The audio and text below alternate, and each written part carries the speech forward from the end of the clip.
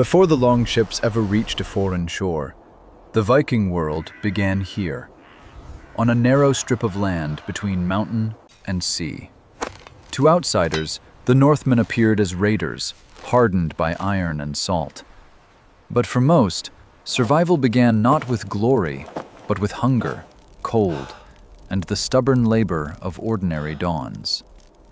On this fjord farm in late 9th century Norway, a man rises before sunrise not because he seeks greatness, but because the land gives him no choice.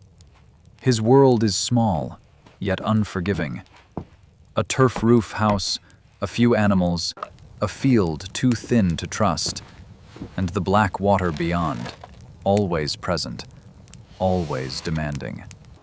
Every tool he lifts, every gate he checks, every handful of soil he studies reveals the same truth.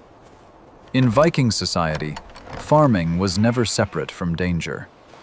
The sea fed life, but it also threatened it. And to understand the Viking Age, we must begin not with conquest, but with one silent morning of work, caution, endurance, and a family balanced on the edge of another uncertain season.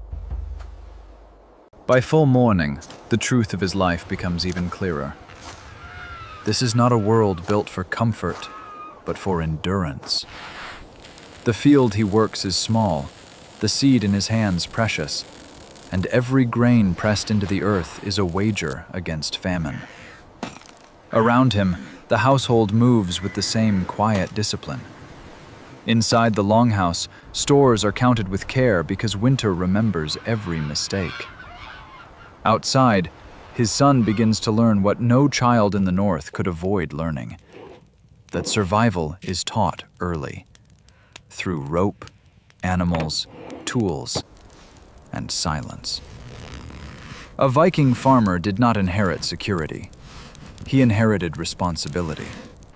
Even the simplest tasks, mending a gate, checking a goat, studying the sky, repairing a beam, belonged to a larger struggle between family and scarcity. This was how the North endured, not only through strength, but through knowledge passed hand to hand, and through labor repeated so often it became the shape of life itself. From father to child, from season to season, beneath an unforgiving sky. As the day advances, the farm reveals the full weight of its bargain. Nothing here is abundant. The earth is thin, the harvest uncertain, and even a meal beside the fire is measured more by necessity than by comfort. Yet this hardship is not chaos. It is order of another kind, an order built from repetition, restraint, and the understanding that survival depends on 100 careful acts performed without fail. The father plants, repairs, splits wood, checks tools. The mother rations food, grinds grain, keeps warmth alive within the walls. The children learn by watching that every object in this household has value, because every object stands between life and loss. This is the reality hidden behind the legend. A Viking farm was not merely a home. It was a workshop of endurance, where labor shaped every hour, and where even the smallest mistake could echo into hunger. In such a world, strength meant more than force. It meant patience, skill, and the discipline to keep working while the future remained uncertain. By midday, the boundary between farmer and seafarer all but disappears. He leaves the field and walks to the shore, because on this coast, the boat is as necessary as the plow. Timber must be sealed, rope retied, nets checked, every weak seam repaired before it fails at sea or in storm. For people like him, the fjord was never merely scenery. It was road, pantry, danger, and fate. Even his son is drawn into this lesson, learning with cold hands that survival in the North demands more than one skill, more than one identity. A man may sow barley in the morning and mend a hull before noon, because the household depends on both. This is what the legend often forgets. The Viking world was not divided cleanly between land and water. It was a life of constant preparation, where every family stood between hunger and hope, held together by hands that had to master whatever the day demanded. On such farms, repair was not delay. It was survival itself, a daily defense against the next season's failure. As the light turns harder, the farm begins to show its other truth, that survival is built not only by planting, but by preserving. The soil must be fed, the animals watched, the fences held upright against weather and wandering loss. Nothing can be neglected. A weak goat, a broken rail, a wasted bundle of hay, each carries consequences far greater than it seems. Inside the house, the same struggle continues in quieter form.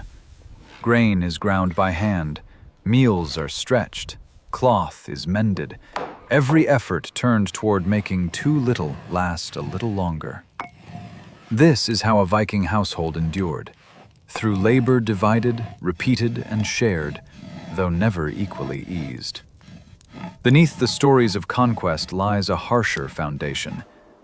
Wealth in the north did not begin with silver or spoils, but with animals kept alive, fields held together, and stores protected from hunger.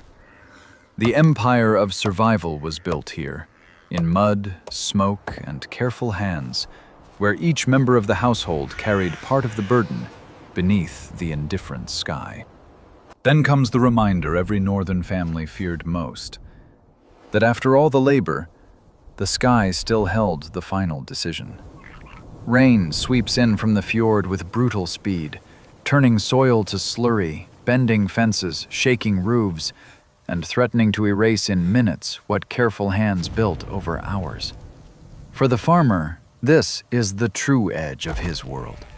Not battle, not glory, but helplessness before weather. He can brace a gate, shelter the animals, mend the torn strap by firelight, and gather his family into the longhouse. But he cannot command the storm to spare his field. And so the deeper cost of this life is revealed. To live here meant accepting that survival rested on skill, yet could still be undone by forces beyond skill. This was the harsh education of the Viking Age. Men and women learned to prepare, to endure, to rebuild, but never to trust the season too soon. In the north, even a quiet farm lived one storm away from hunger, and every household knew it. When the storm finally passes, it leaves behind no triumph, only reckoning.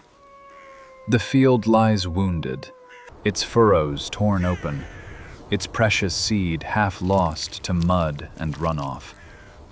What vanished here was not merely grain, but time, strength, and the fragile promise of the coming season.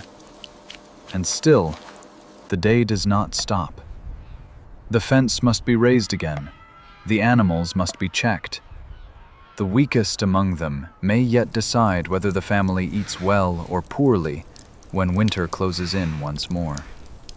Inside the longhouse, no one needs to speak the cost aloud. It is there, in the wet clothes, the lowered eyes, the careful counting of what remains. Yet this is where the life of such a man becomes most revealing. History rarely remembers him, yet his world is built on refusal. Refusal to surrender to weather, to hunger, to despair.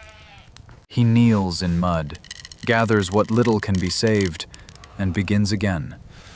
Because in the Viking world, endurance was not admired from afar. It was simply required, day after day, season after season. Night brings no victory, only a quieter kind of truth. Around the hearth, with tools drying by the fire and the children drifting toward sleep, The man who seemed so hard beneath the storm is revealed in another light. He is not thinking of glory. He is thinking of seed, of winter, of the strength left in a weak animal, of whether tomorrow's labor will be enough. Beside him, his wife measures care in silence, placing food, mending cloth, preserving what order she can. Their children watch, learn, and absorb the lesson that this world offers no separation between love and labor. Even tenderness must serve survival.